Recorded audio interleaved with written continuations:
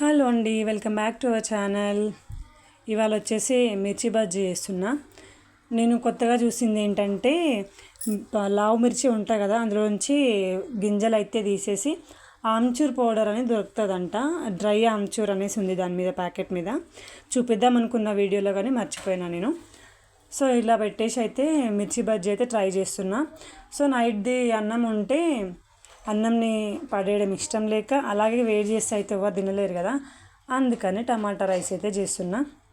ఉట్టి టమాటా రైస్ ఎవరు తినలేరు కాబట్టి ఇంకా దానికి కాంబినేషన్గా మిర్చి బజ్జీ అయితే చేస్తున్నా.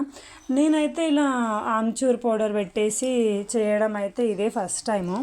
ఎప్పుడైనా ఇట్లా నార్మల్గా ఉప్పు మిరపకాయల్లో పెట్టేసి చేస్తాను నేను. మీరు ఇలా ఎప్పుడైనా ట్రై చేసి ఉంటారా? కామెంట్ బాక్స్లో అయితే కామెంట్ చేయండి. మా ఇంట్లో మెయిన్గా ఇలా టమాటా రైస్ కానీ, ఎగ్ రైస్ కానీ చాలా ఇష్టంగా తింటారు. అలాగే బగారన్నం కూడా చాలా ఇష్టంగా తింటారు.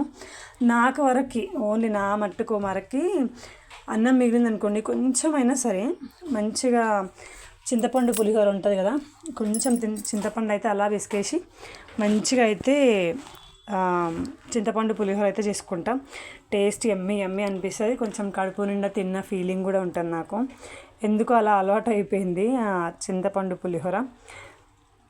ఆల్మోస్ట్ చెప్పాలంటే నిమ్మకాయ పులిహోర కంటే చింతపండు పులిహోర ఇష్టమైన వాళ్ళే ఎక్కువ. ఇక్కడ మిర్చీలు అయితే వేయడం స్టార్ట్ చేసేసిన.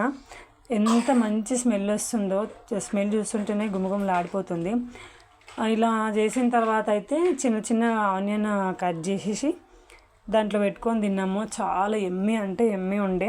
ఒకసారి మీకు తెలిస్తే కనుక ఈ పౌడర్ మీరు కూడా ఒక్కసారి అయితే ట్రై చేసి చూడండి. తెలియని వాళ్ళు మాత్రం, తెలిసిన వాళ్ళు ఓకే పర్వాలేదు.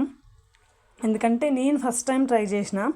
నార్మల్గా అయితే చింతపండు, నువ్వులు, కొంచెం సాల్ట్ వేసి అయితే మిక్సీ పట్టేసి కొంచెం పేస్ట్లా చేసేసి మిరపకాయల్లో పెట్టి ఫ్రై చేస్తాము. ఇంకా ఇదేంటంటే అది పుల్లగా ఉందన్నమాట. డ్రై ఆమ్చూర్ అనేసి ఉంది దాని మీద. పుల్లగా ఉండడంతో ఇంకా దాంట్లో కొంచెం సాల్ట్ కలిపేసి పౌడర్లో డైరెక్ట్ అలా పెట్టేసినాము మిరపకాయల్లో. చాలా అంటే చాలా బాగా అనిపించింది నాకు ఎందుకో. నెక్స్ట్ టైం అట్లా చేస్తే మాత్రం ఇట్లానే ట్రై చేస్తా. ఒక్కటి మైనస్ అయింది ఏంటంటే, ఇట్లా లావున్న మిర్చీలు కారం ఉండే ఎక్కువ, ఇది తెలిసిన విషయం. కాకపోతే ఈ మిరపకాయలు ఎంత కారం ఉన్నాయి అంటే తిన్నాక చెవుల నుంచి వేడివేడి పొగలు వచ్చేసినాయి. అంత పీక్స్కి వెళ్ళిపోయింది కారము. నార్మల్గా అయితే ఇట్లాంటి మిర్చీలు కారం ఉండవు అసలు, ఇంతలా ఇట్లా ఉన్న మిర్చీలు అయితే. అదేందో మా అదృష్టం తగ్గట్టు అట్లా మిర్చీలు ఏరుకోరి పౌడర్ తీసుకొచ్చి వేస్తే ఇట్లా అయిపోయినాయి. ఇదనమాట మన మిర్చి బజ్జీ. ఇట్లా మన స్టోరీ. బాగా అనిపించినాయి. మిరపకాయలు అయితే చాలా బాగున్నాయి అనమాట.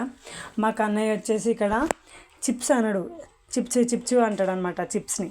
సో అది వాడిని మాట్లాడించుకుంటూ నేను వంట చేస్తున్నా. నేను ఎంత రావద్దన్నా డీప్ ఫ్రై అట్లా చేస్తున్నప్పుడు కిచెన్లోనే ఉంటాడు వాడు సతాయించుకుంటూ. ఇంకా పిల్లలు కదా, కొంచెం మనమే దూరం పెడుతూ వంట అనేది కానిచ్చేసేయాలి. సో ఇది అండి ఇవాళటి మన వీడియో. బాగుందా? నచ్చితే మాత్రం ప్లీజ్ ఒక లైక్ ఇవ్వండి. మీరు లైక్ చేయడం వల్ల ఇంకొంతమందికి వీడియోస్ అనేది వెళ్తూ ఉంటాయి. అలాగే ఛానల్కి సపోర్ట్ చేసినట్టు కూడా ఉంటుంది. కొత్తగా చూసే వాళ్ళైతే కంపల్సరీ ఛానల్ని సబ్స్క్రైబ్ చేయండి. సబ్స్క్రైబ్ చేయడం అస్సలు మర్చిపోవద్దు. Thanks for watching this video. Please do subscribe.